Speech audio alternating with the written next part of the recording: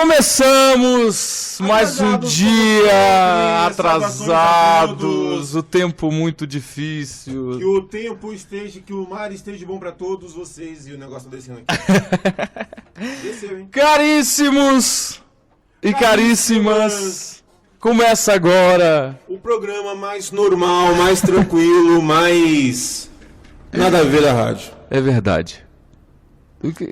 Por que nada a ver? Porque é verdade, não tem nada a ver nenhum, né? Cara, nada que acontece. Cara, o programa hoje é sério. É sério? Hoje Seríssimo. O programa é sério. Seríssimo, hoje iremos fazer um programa quase sério. Quase sério, é.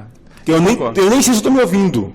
Não tá? Eu não sei. Ah, ele tá sem fone, gente. Hoje ele tá sem fone também. Ele tá totalmente desesperado aqui correndo. Deixa eu ver isso. Oi, não tô me ouvindo não, cara. Claro, você aqui, olha. Tá. Agora melhorou? tô me ouvindo. Agora tô me ouvindo.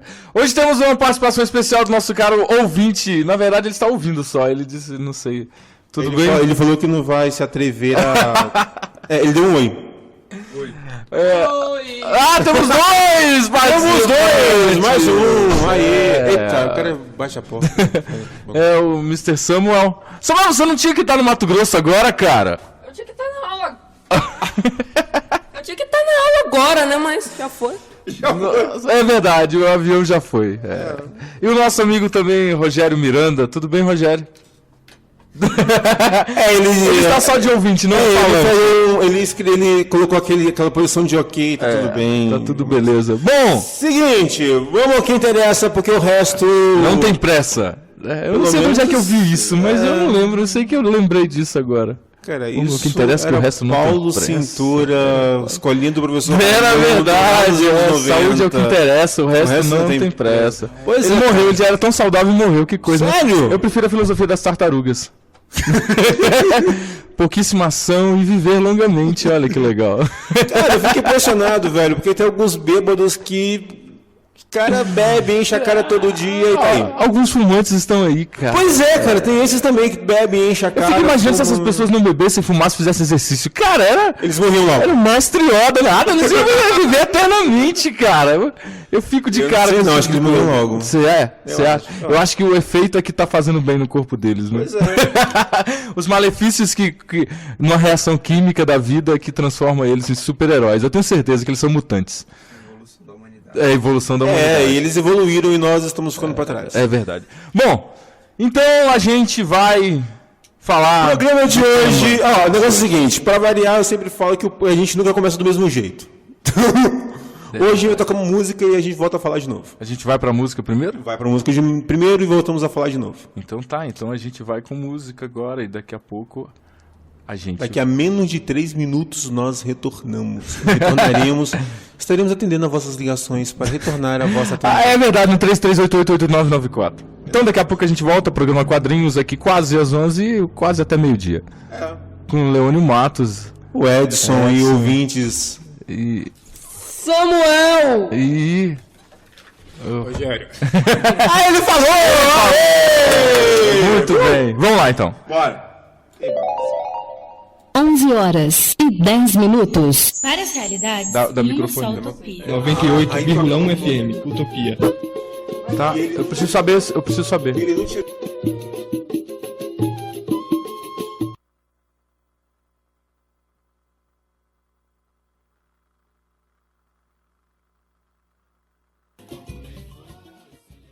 Voltamos. Estamos aqui de novo. Olha nós na fita. A gente ouviu agora, o Paulinho da Viola com o Timoeiro. E tem tudo a ver com o assunto. Tem tudo a ver com o assunto. Hoje, como eu falei, o programa, por incrível que pareça, é sério. É seríssimo. Seguinte, em 1910 ocorreu uma das coisas que eu considero mais importantes no Brasil no quesito liberdade dos negros. Muita gente, eu sou meio avesso a algumas ideias. Muita gente acaba gostando muito da história do Zumbi dos Palmares, ou então quando se fala referência aos negros, né, a gente tem a libertação, né, a assinatura da Lei Áurea, mas eu Eu tenho problemas com essas datas e essas personalidades. Por quê, cara? Porque eu acho que elas são muito mais fabricadas, muito mais montadas do que elas realmente são. Você acha? Cara, eu acho, assim, o Quilombo dos Palmares já existia há muito tempo, não era nada novo, já tinha um belo tempo, o Zumbi não foi o seu maior líder, ele foi o último líder, na verdade. Aham. Na A verdade, gente tem o Ganga Zumba, que é o pai dele, se eu não me engano é o pai, não sei se- exatamente. que também foi muito... Que foi um o líder ícone, antes dele, né? Claro, aham. Que talvez tenha até uma importância muito maior do que ele, mas só falamos do Zumbi mais porque ele morreu, né? Na verdade, ele se matou. Então, eu acho que não volta muito a gente ficar sempre lembrando... Ups, isso. Velho. A gente ficar relembrando. E a Lei Áurea, velho, ela é uma coisa meio tola, porque se a gente for analisar... É sério, se a gente for analisar bem, a Lei Áurea nada mais, nada menos é do que uma consequência do que estava acontecendo no mundo inteiro. O Brasil foi o último país, se eu não me engano, da América a aceitar A libertação dos dos escravos. É verdade. Então, eu não vejo Ainda muito... mais depois da revolta do Haiti, a gente fica pensando o que poderia acontecer se eles não libertassem, né? Não, pois é, Teríamos a República Negra aqui no Pois Brasil. tanto que tinha briga, né, na verdade, né, da época sobre o Brasil ser ou não, porque muita gente tinha medo do caso Haiti. Não é, se alguém tiver alguma curiosidade, e algumas obras da época falavam que o Brasil tinha um medo terrível, né, da síndrome Haiti. Claro, ó, pra você ter uma ideia, a cidade do Rio de Janeiro, lá numa cidade do Rio de Janeiro, Niterói, 80% da população era negra, cara. Então você imagina o risco que essa população branca, né, corria. E por mais que a gente imagine que eles não se revoltavam, né, eles se revoltavam. Sim, lógico. Isso é revoltavam. uma daquelas coisas que geralmente a gente tem muito, os negros estavam felizes da vida, contentes. Não estava. A libertação seria uma coisa inevitável. E o mais importante disso é que, além dela ser inevitável, nas grandes capitais, a ideia de manter as pessoas presas de escravizadas já estava completamente ultrapassada. Né? Para quem tiver curiosidade, até hoje o programa vai ser meio em cima disso, dá uma olhadinha nos canoeiros do Recife de 1800, 1700, 1800. Os caras trabalhavam, eram escravos que tinham seu ganha-pão, que trabalhavam levando pessoas de um lado para o outro, né, pro Recife. Então, mas, cara, vamos lá. O tema de hoje é quadrinhos. E por que a gente está falando tanto disso? Em 1910, um grupo de negros, marinheiros, todos eles subalternos, marujos em sua grande maioria, pegaram um barco não, o maior barco que o Brasil tinha, né, na nossa frota mercante, era o maior barco naval que nós tínhamos de guerra, e resolveram fazer uma rebelião, uma revolta. Caro ouvinte. Houve uma revolta militar lá no início do século, início da República, né? Todo mundo achando que a coisa ia ser bem legal, República das Espadas, os militares mandavam, e, no entanto, as péssimas situações que os caras viviam. Cada vez que um negro, principalmente os negros, né? Porque eles não subiam no escalão. Na hierarquia militar, né? Uhum. Toda vez que o negro cometia algum crime, ou alguma falha, por menor que fosse, ele tinha algumas punições bem agradáveis. Agradabilíssimas. Hoje em dia o cara só é preso, né? Antes era chibata neles. Antes era, por incrível que pareça, o cara ficava preso sem comer, sem beber, sem ver a família. Era uma situação... Era triste, porque assim, a gente percebe que mesmo com a abolição de 1888, a situação do negro no Brasil não muda, né? Não muda tanto. O que vai deixar de existir é a escravidão compulsória para uma coisa que a gente pode colocar como servidão por agradecimento ao cara que vai permanecer com ele lá, alimentando, dando casa, aquele tipo de coisa. E no caso dos militares, os negros entram para o grupamento militar brasileiro, principalmente por conta da Guerra do Paraguai, que os negros têm efetiva entrada nas forças militares, até porque eles representavam a família que não queria mandar o seu filho branco para a luta, mandava o escravo representando essa família, e além de lutar, ele poderia sair de lá livre. Não, e o branco lutava pensando em status social. Sim. E o negro lutava pensando em liberdade. Liberdade, cara. Porque a primeira coisa que falavam pro negro era o seguinte: ô meu filho, tu vai pra guerra, Se tu voltar, você tá livre, moleque. A carta de alforria já tá aqui assinada. Então, assim, era matar ou morrer mesmo. Ele entregava de corpo. Talvez eu acredito que. Não sei se temos estudos disso, o Edson. Será que um dos grandes créditos da vitória, né? Se bem que o efetivo militar brasileiro era muito superior ao paraguaio, mas será que essa vontade do negro de se libertar não incentivou, não favoreceu também essa vitória na guerra? Eu acho que é uma coisa de Cara, se pensar, eu acho né? que a gente não pode nem questionar isso, velho, porque o Brasil ele tinha um quantitativo muito grande. Muito grande, né? Mas esse quantitativo muito grande era um de escravos. É. Uma coisa que poucas vezes se fala, o Brasil tinha uma quantidade absurda de pessoas que iam para a guerra. Lógico, a maioria era o quê? A população brasileira naquela época era negra. Absurdamente negra. Uhum. E o mais importante, se a gente for notar que nesse momento do Brasil dessa pequena guerra, o Brasil levou peias e mais peias de Paraguai por falta de organização.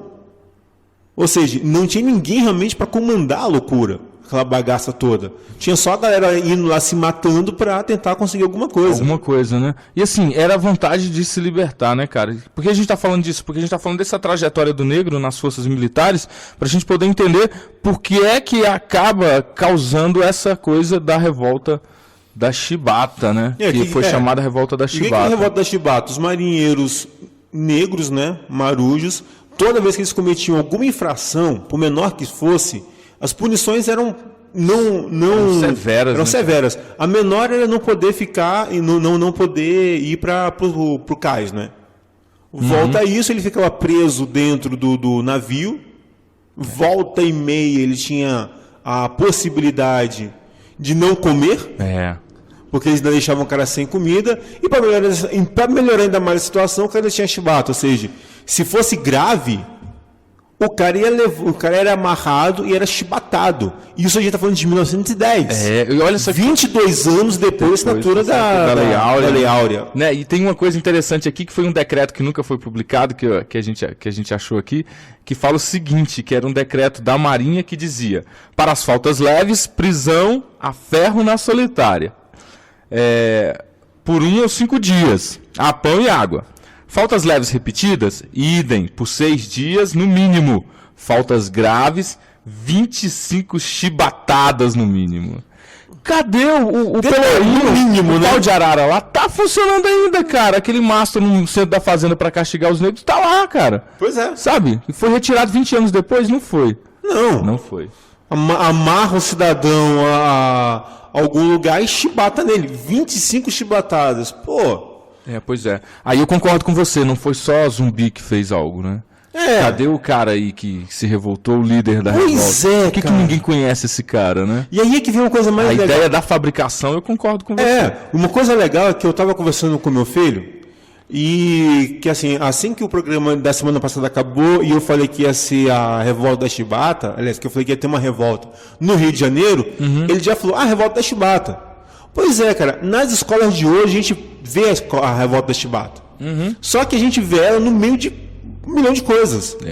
Na verdade, a Revolta da Chibata é aquela aula meia boca que o professor dá rapidamente, em sua grande maioria das vezes. Porque é o seguinte, o professor já vai falando, peraí, em 1912 teve a Revolta da Chibata, mas em 1905, 1904, se não me engano, teve a Revolta da Vacina. Sim. E o cara já pensa já na Primeira Guerra Mundial. Então, assim, ele literalmente pega a Revolta da Vacina como sendo a coisa mais importante, porque foi uma limpeza no Rio de Janeiro para arrumar a bagunça. E que é uma revolta branca, urbana. E é uma revolta branca urbana. A Revolta da Chibata, que é uma revolta dos negros com referências importantes. Muitas referências, esquecida. Passada literalmente. Teve uma revolta, o João Cândido, um marinheiro, pegou um navio de guerra, apontou para o Rio de Janeiro, aí os caras fizeram um acordo. Cara, ninguém sabe fora daí. A revolta, isso aqui é legal, né? A revolta dos marinheiros da Armada Imperial Russa gerou um filme, cara. Exatamente. O engraçado Potemkin. Potemkin, velho, filmado por um dos maiores mestres do cinema, do início do cinema, em 1907, por aí.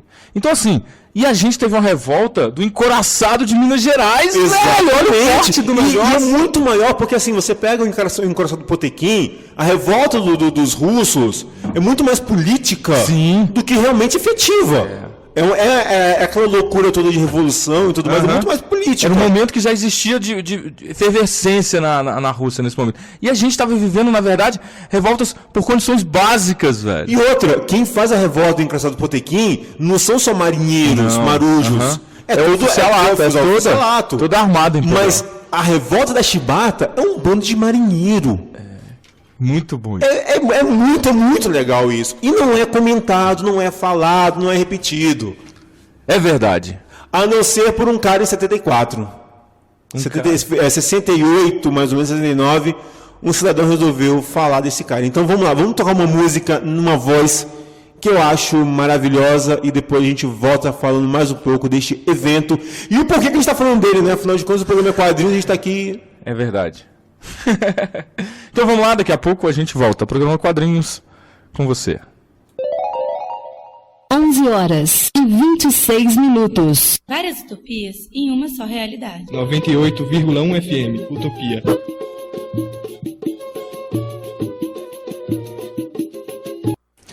Voltamos aí. Então vamos lá, vamos... 1910... Mas você não disse, a Elis Regina, cara. É verdade, Elis Regina, música o mestre Sala dos Mares. Música do João Bosco Aldir Blanc, o mestre Sala dos Mares. Que uma coisa legal, eu não queria falar isso agora, mas já que a gente já está nessa... Já que hoje a gente já está bem histórico mesmo, sabe uma coisa que é triste?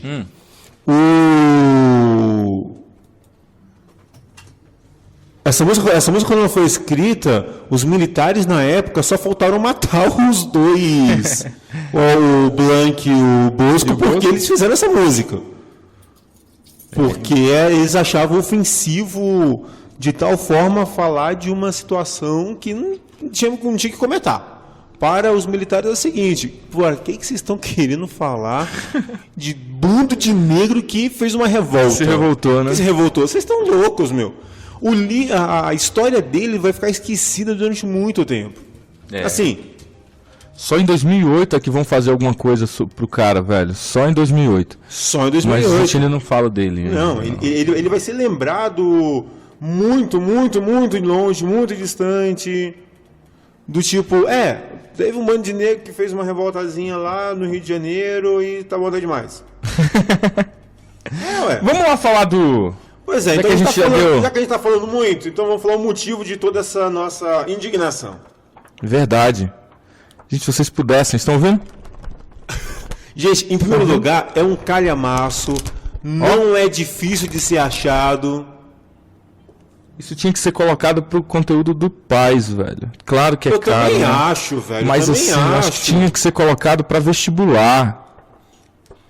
Eu já tive o prazer de utilizar essa obra uma vez em prova de colégio, velho. É muito bom, muito bom, muito bom. Sério? Sério. Você passou pros moleques, é? Eu passei... Gente, vocês precisam ver isso aqui, é um livro. É um livro, literalmente é um livro, que conta a história de João Cândido e o que foi a revolta da Chibata, como eles colocam, a revolta que abalou o Brasil. E na verdade, de certa forma foi, porque o Brasil dessa época realmente começou a tomar cuidado em como se olha para os negros. E é legal que o João Cândido é um cara muito grande, velho. É um cara muito grande, velho.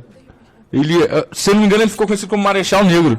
Não foi isso? Oi? Ele ficou conhecido como Marechal Negro. Ele é o Almirante Negro. Almirante. Valeu. Ele é o Almirante Negro. Né? Ele foi um marujo, né, que literalmente teve a ousadia de liderar os negros para tomar o Minas Gerais. Essa tomada do Minas Gerais foi muito bem armada, foi muito bem arquitetada. e ele literalmente colocou os navios, aliás, o navio, né, pro Rio de Janeiro, sitiando o Rio de Janeiro. Isso é muito doido, velho. Isso é muito, cara, isso é muito absurdo. Literalmente, e o que eles queriam? Eles queriam um aumento no soldo, né, porque na verdade eles quase não recebiam nada. Queriam que acabasse as punições, mas principalmente que acabasse com a chibata. E isso foi uma revolta que gerou uma certa indignação, porque no Rio de Janeiro, pô, a capital do Brasil, os marinheiros ainda eram chibatados quando faziam algo de errado. Então, pô... Cara, e aqui é interessante porque assim, a revolta tem início porque um cara levou cachaça pro encoraçado em Minas Gerais, e ao invés de ele ter tomado as 25 chibatadas que era o máximo, eles disseram que ele tomou 250, velho. A pergunta é se ele sobreviveu, né? Ele conseguiu chegar nos 250? Isso na presença de todo mundo. Então, assim, os caras se revoltaram, não precisa disso. É isso que tá, cara. Quem tá no poder não entende. Eles têm que ler O Príncipe, velho, de Maquiavel. Eles não leem o negócio. Isso é feito lá na Idade Média. E os caras não leem e se lascam, velho. Pois é. Eles acham que a população jamais vai se revoltar e exageram naquilo que eles estão fazendo. E não estão nem aí. Não estão nem aí. Aí se lascaram. A chibata voltou para eles. Pois é. Recebemos aqui a presença ilustríssima do nosso caro amigo Nielson Cunha. Tudo bem, Nielson? E o Nielson que está solicitando todos com gestos maravilhosos e agradáveis. Gestos aprazíveis. Bem agradáveis aqui, né? Eu estava escutando vagamente assim, eu quero saber qual a temática aí. Deixa eu ver aqui, virei. Revolta da chibata! Pode falar um palavrão, caraca, velho. Nós foi longe, cara, nós foi longe. Não, agora agora sim, agora eu falo que primeira vez que eles começam a fazer um programa bom quando eu não tô perto, tá vendo? Tá vendo? Agora tá bom, hein? É o João Cândido. É o João Cândido. O Almirante Negro. Cara, ele foi o cara, viu? Ele foi o cara. E vocês precisam ver o quadrinho que foi feito, velho. O quadrinho, ele é feito pelo Emetério e pelo Olinto Gadelha, os dois são de Fortaleza. E uma coisa que eu acho muito boa nesse quadrinho é que ele não é aquela coisa Rio de Janeiro e São Paulo. Uhum. Apesar de ter sido lançado pela Conrad, que é de São Paulo, mas foi feito por dois caras de Fortaleza. Isso é legal. Sobre uma revolta do Rio de Janeiro. Sobre a revolta do Rio de Janeiro, de 1910. Ou seja, a gente tem dois caras que ouviram a história, possivelmente no colégio, acharam interessantes, foram atrás, pesquisaram, souberam de muita coisa, conseguiram ter informações do João Cândido, porque a obra não fica só na revolta, pega a história do João Cândido inteira. Você pega um período brasileiro, que é o início da República, né? Aquele período da República Velha, da formação do Brasil, daquela ideia de que o Rio de Janeiro ele queria ser a cidade-luz, a cidade mais desenvolvida daqui do Brasil, e, no entanto, não cuidava de coisas básicas, velho. Né? Então, assim, aquela coisa da bela época, isso aí é quebrado com essa revolta da chibata, por isso que ela não tem ênfase, Edson. Pois é, não tem ênfase e outra. A Marinha foi posta completamente no descaso, porque o Exército já tinha sua força, mas a Marinha era era a grande escola do Brasil. Todo mundo achava que a Marinha era o grande exemplo de tudo. E, de repente, se vê que dentro da Marinha tem a revolta tem a chibata. Tem a chibata. E o que acontece? Ele e outros negros, né, marujos, vão pegar o Minas Gerais como arma e apontar para o Rio de Janeiro.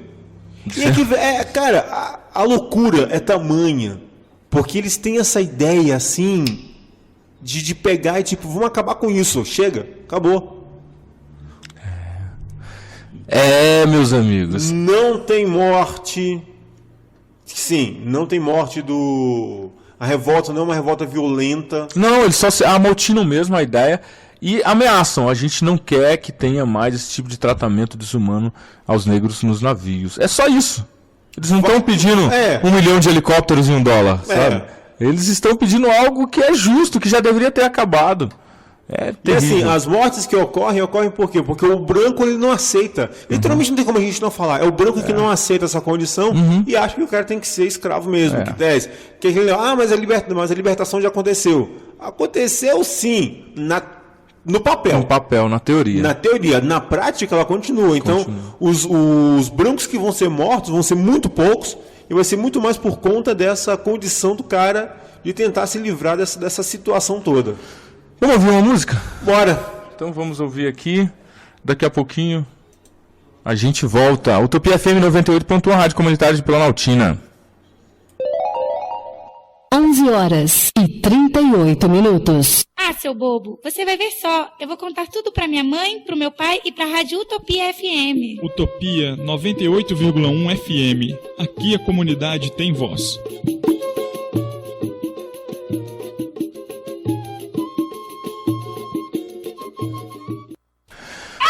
Voltamos Oi! com participação especial. Com barulhos especiais. Sonoplastia especial. Com onomatopeia de fundo. Efeitos especiais. Samuel e Edson que estão aqui nos avisando que semana passada o nome do programa que eles deram foi O Especial do Programa Quadrinho. Nossa.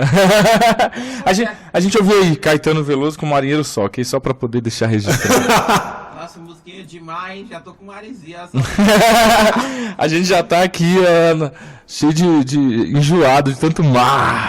E hoje o mar tá... O mar está presente. Bom, voltando aí ao quadrinho, você viu que ele é cercado, claro que você já viu, né?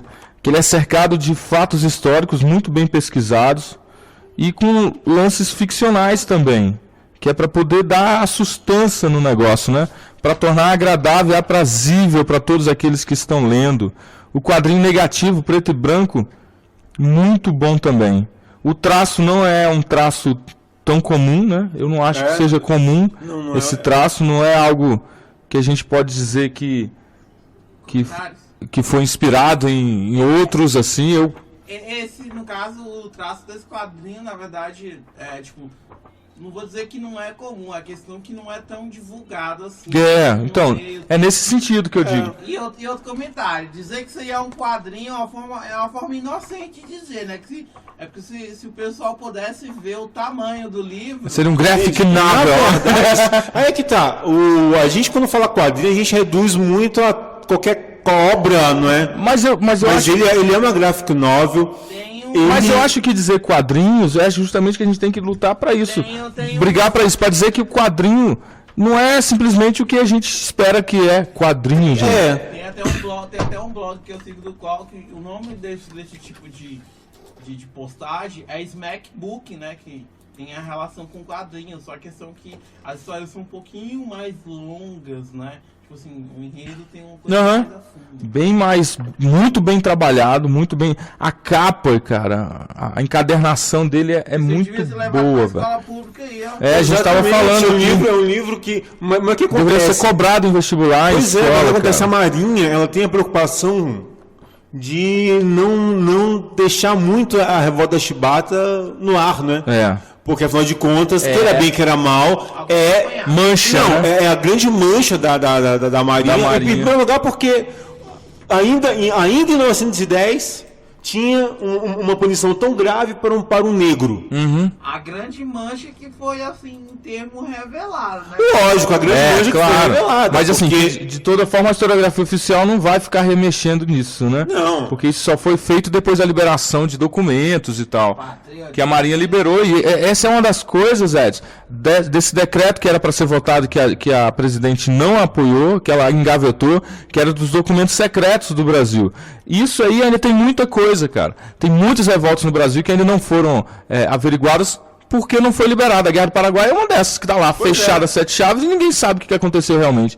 A gente tem estudos de lá para cá e estudos relatados em outras referências, mas não diretamente aos documentos que foram liberados pelo governo. Porque vai comer, né? E abrir esse arquivo gera uma crise imensa para a própria instituição, que a Marinha se olha como sendo uma instituição perfeita e maravilhosa.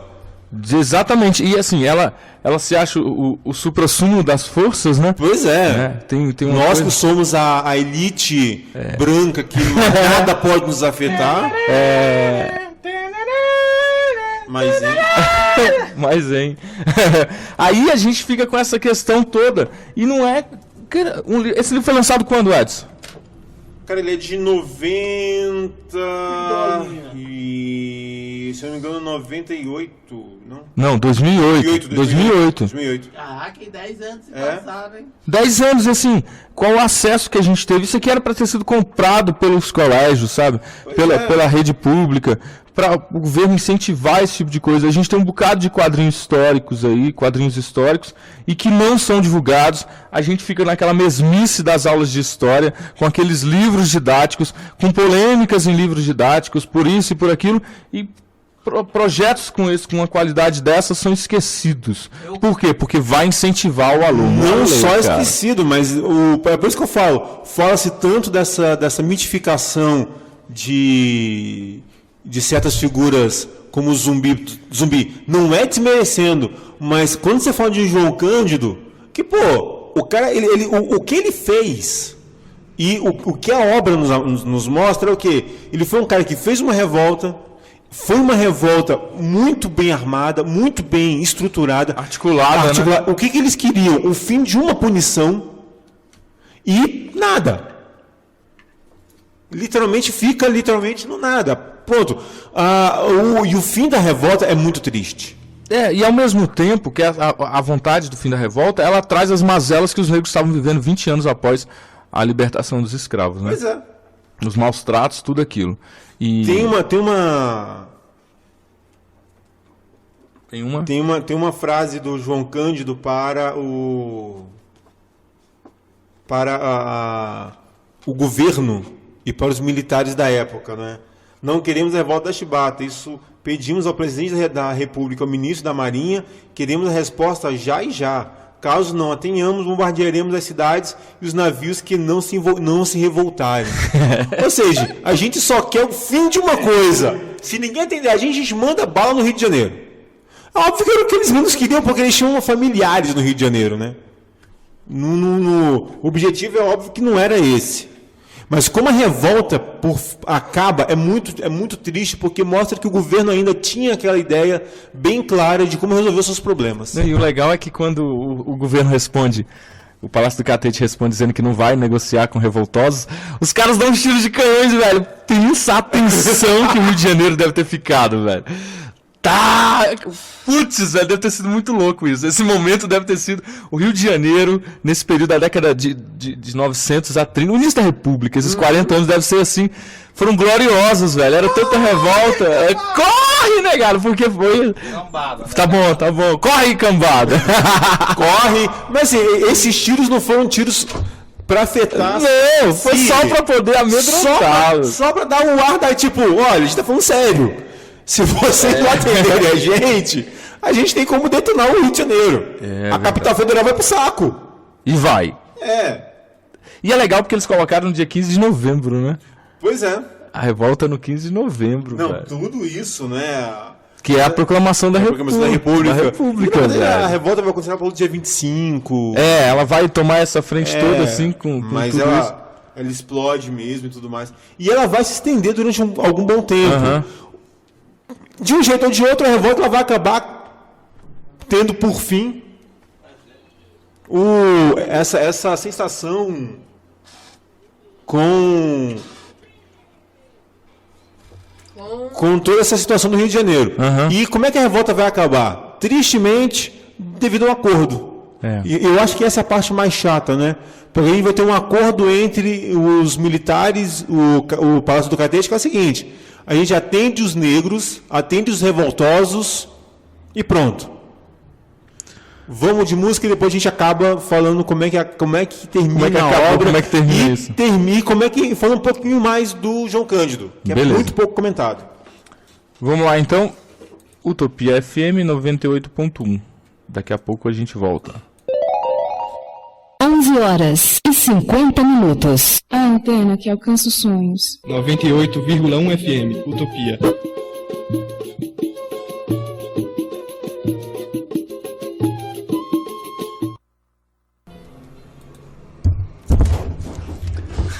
Voltamos com o programa Quadrinhos. Legião Urbana e Vento no Litoral. Essa música é muito bonita, né? Eu gosto Tem muito dela. Tem um certo ar de deprê, mas Mas eu gosto muito dela. Foi só o tempo que errou. É. Bom, a gente estava falando aqui da finalização do que seria Ela tem um quê de depressão, de saudosismo. né? saudocismo. Meu filho hoje tá dando o ar da graça.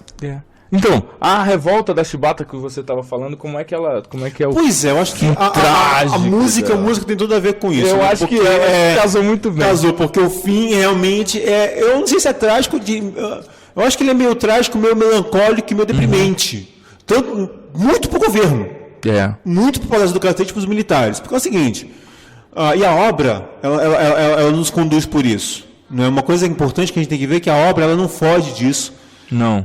Em momento algum. Os militares percebem que o Palácio do Catete percebe que não vai ter como resolver o problema e baixa a cabeça, né? E fala que vai negociar com os revoltosos. Eles negociam mesmo, né? Eles vão lá, conversam com os caras e tudo mais. Só que por outro lado,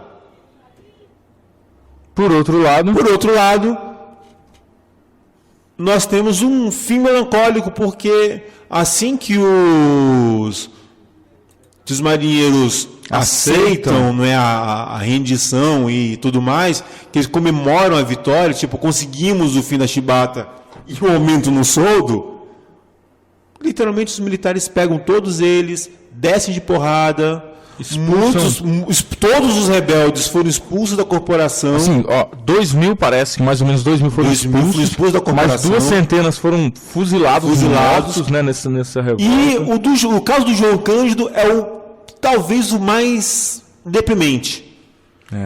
Porque ele vai ser dito como uma pessoa com problemas mentais, vai ser abandonado. Ele foi internado no Hospital dos Alienados. Exatamente, ele vai ser abandonado no manicômio, literalmente, né? A frase é essa.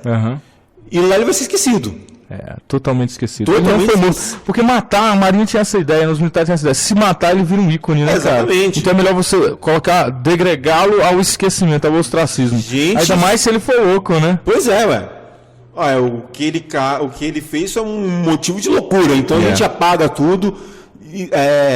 O nome dele vai sumir dos anais da história. Ele não vai existir. Simplesmente ele não vai mais existir. E para melhorar a situação, ele vai ser levado de um lado para o outro. E o telefone Tocou. E ele vai ser. Depois que ele sai eu não falo outra palavra, para o meu hospício. Sim. Depois que ele sai desse hospício, ele vai ser agradavelmente conduzido ao Acre. Ao degredo. Ele vai ser degregado. Ele vai ser abandonado, literalmente. E tudo que é referente a João Cândido na Marinha vai ser apagado. Ou apagado, queimado, arquivado. Famoso, ele não existiu. Ele nunca existiu. Bem, trabalhos forçados para ele vai ser esquecido. E ele só vai ser o mais triste é que o navio Minas Gerais ele vai ser vendido para a Itália para ser desmanchado, né? E o que acontece?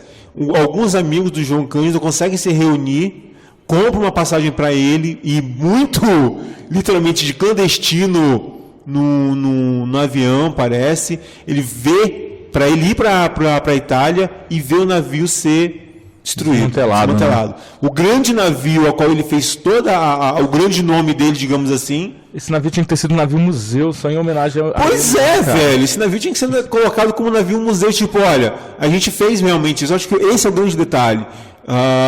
Fala-se tanto hoje em dia em preconceito, fala tanto sim em tantas outras barbaridades, mas, cara, um exemplo como esse é esquecido. É abandonado, largado. Pessoas brigam porque não conseguem uma ou outra coisa, um outro privilégio. Mas, cara, um evento como esse Ele deveria ser exaltado. E só em 2008, quer dizer... Pois é, 2008, né? Agora, com o último governo do presidente Lula, foi concedido o que eles chamam de anistia pós-mortem ao João Cândido e aos demais participantes do movimento. No entanto, a reparação financeira às famílias foi vetada pelo governo. Lógico. Então, assim, vocês são bonitos, são legais, mas, cara, não adianta pedir dinheiro que vocês não vão ter nada. Vocês fizeram algo, ponto. Algo que mancha a história brasileira. É muito bonito uma rebeldia, mas, vai ficar só nisso. Só vai ficar nisso, né? Porque... E nem adianta as famílias irem querer correr atrás e tudo mais, porque não dá. Não consegue. Infelizmente é isso. Esse é o nosso país. E quando tu falou, eu acho que ficou interessante. A gente está no último bloco, né? Estamos a nossa hora. Só para a gente poder deixar registrado que a outra música, eu acho que reflete muito bem essa coisa do João Cândido indo para a Itália ver o seu belíssimo navio. Tão importante. Nosso encoraçado Potemkin brasileiro. Pois é. Foi. Eu tenho certeza que foi esse. E o nosso encoraçado Minas Gerais. Interessante que Minas Gerais não tem mar. Eu acho que talvez isso por causa da importância. Ser desmanchado, eu acho que isso é legal. A gente vai colocar uma música aqui depois, logo depois dos agradecimentos, beijos e tchau. Momento Bugu.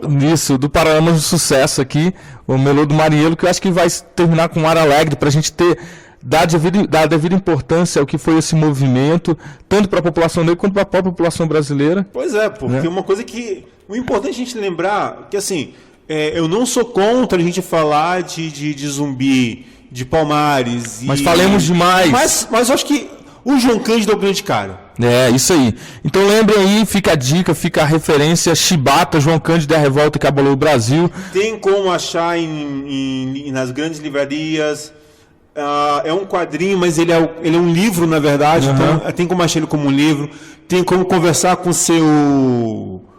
o cara da banca, então se você vai numa cultura, numa leitura, ou uma saraiva, ou mesmo pedir via internet. Isso é legal. A Revolta da Chibata, João Cândido e a Revolta que abalou o Brasil. Do Emetério e Olinto Gadelha. Que são dois caras lá de Fortaleza. Isso é legal. Tem uma citação na contracapa do Estado de São Paulo, editado em 24 de novembro de 2010, que que eu acho que a gente pode encerrar nesse momento, agradecendo a todos os ouvintes, ao Samuel, ao Rogério, ao Nielson, aqueles que nos ouviram pela internet, que nos ouviram aqui em Planaltina. E a gente encerra aqui com uma frase bem legal de um marinheiro anônimo daquele período. O senhor sabe que nós não somos cachorros, somos gentes como eles. Fica aí a ideia, tá ok?